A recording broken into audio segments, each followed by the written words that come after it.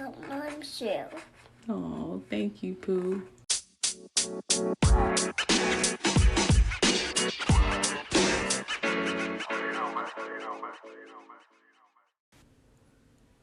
Hey everybody, welcome to another episode of Journey from Infertility. It's Lindsay. I hope you guys had an awesome week. This is the week that is leading up to Mother's Day, so I do want to send a big hug out to all of my mothers this week. It may be a struggle for some of us this week. Some of us it might not be, but I am sending a big hug out to all of us as we are coming up on this day. And as many of us, we do have many babies that we hold into our hearts. So big hugs out to you guys. And I'm thinking about you on this upcoming Sunday. I wanted to get into a question. I kind of wanted to elaborate on it just a little bit.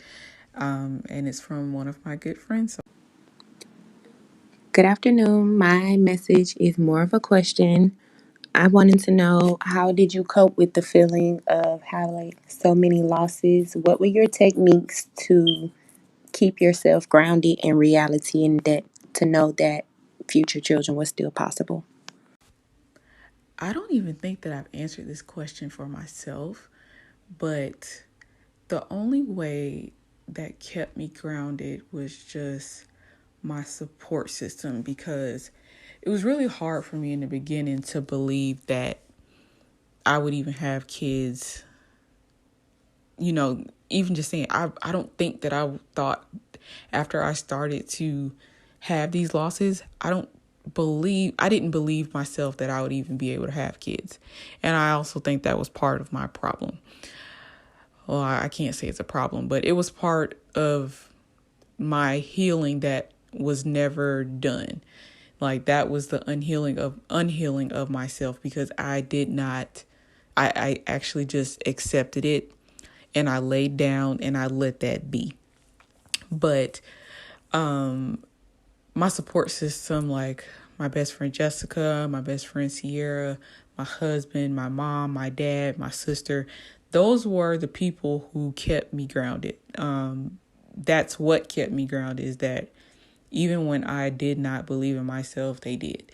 They held my hand, they wiped my tears, but ultimately it took me to get to a place where I had to believe it for myself. I literally used to carry around a mustard seed that my mom gave me in a little bag in my purse, and that was all the faith that I had left in my purse, and that was all the faith that I had left that I would ever have kids.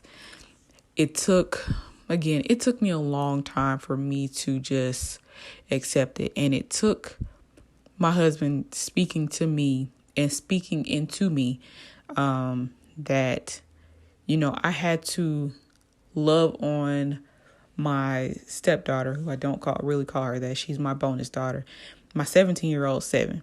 I had to lean into her and love on her to get to a point where, I accepted that she'll be mine. I think that was really kind of the turning point in my relationship with her, my relationship with him. It took me to accept and love her. And it was literally probably, not too long. I don't want to say not too long after that, but for me to just completely say, like, she's mine.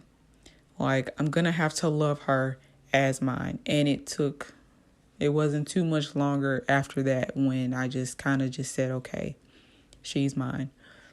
But what kept me grounded also was that, like I said, I didn't believe I would have kids. And so once the doctor told me that I wouldn't have kids on my own, I wasn't really in a rush to try to get pregnant or, at least attempt to get to that point. I just really let it go. And, as much as they say, I let go and I let God.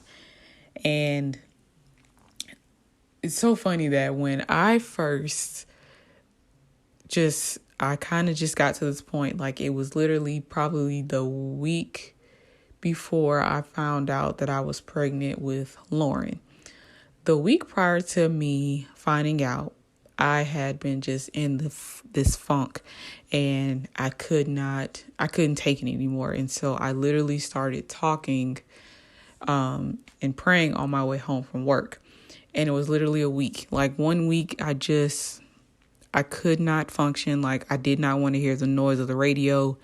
I didn't want to hear the noise of outside. I literally, from the moment I left work, I turned the radio off when I got in the car, and I would just talk to God like, why are you doing this? What is going on? You keep saying that you're going, you keep telling me to wait. And I've heard that so many times, from him, like, just wait. But I didn't know what the wait was for. So I'm asking, like, when are you going to stop making me wait? At what time are you going to stop making me wait? I'm sick and tired of getting my hopes up month after month after month, thinking that you're going to let me carry a blessing. At what point are you going to let me give this man kids? I want to be able to at least have kids with this man, at some point in my life. I want to get married to him. I want to love on him. I want to be able to, granted he has kids of his own, but I want my kids with him too. At what point? And this was literally from a Monday to a Friday, every day for 30 to 45 minutes. From the moment I left work to the moment I got home, I would literally sit in silence in my car and just either I would be silently talking to God or I'll be speaking out loud. And then that following week, it was a positive pregnancy test. And it freaked me out because I'm like, oh, so you were listening to me and you already knew I was pregnant and you just needed me to just go ahead and just tell you like, hey, when are you going to give me my chance? And that was you telling me it then. So staying grounded was that. And that little mustard seed that I kept in my wallet came to fruition and I had my baby. And it was the best thing, to happen to me. Right? It was a rough pregnancy for me, but again, I never thought that I would have kids after that. And it turned everything for me. And then the second time around, that whole conversation I had with someone, I never thought that, I would get pregnant again. Granted, if I had Lauren, I knew I could get pregnant again, but I didn't think like, okay, well, that was it. It's not going to happen again. And sure enough, it did. And Aaliyah's here. And I'm thankful for both of them. Another question that I tend to get a lot from, other people is what keeps you going after losing or all of these losses? What kept you sane from the beginning? And I can't give people, the horror story of what I went through, but the thing that I tell people is take it a day at a time. If you can wake up, you can make it through the day and go through the night and get up and do it again. That's it. Take it day by day. I wish someone would tell me that there was no limit to your grief time. You can grieve for however long it takes, because it was my first miscarriage that I suffered from was in 2008. So from 2008 up until 2017, from when I had my first baby, that's a long time to still grieve. And even still, my son was, born still in 2009. And then again, to this day, I'm still grieving. And that's a process that you have to get through on your own time. There's no window. There's no timetable. There's no rush. There's no urgency. You do what you have to do to make sure that you are okay, because nobody else is really going to take care of you the way that you can. It hurts. It hurts. And I don't want to say that it's supposed to hurt, but everybody grieves differently. There's no right or wrong way to grieve. You can type on Facebook, you can type on Twitter, you can post pictures on your Instagram, you can do whatever it is that make you feel comfortable and what makes you feel safe, because that's the only way that you're going to get through it.